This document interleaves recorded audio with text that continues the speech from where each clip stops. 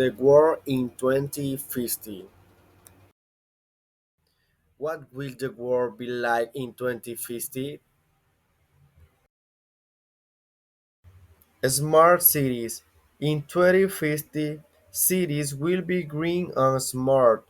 Buildings will be powered by solar energy and self-driving. Electric buses will be common. Transportation will be completely different.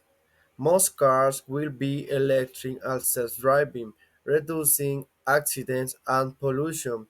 We will have fast, efficient public transportation and maybe even flying taxis. People won't need to own a car because they will be able to share autonomous vehicles easily. Healthcare will be personalized.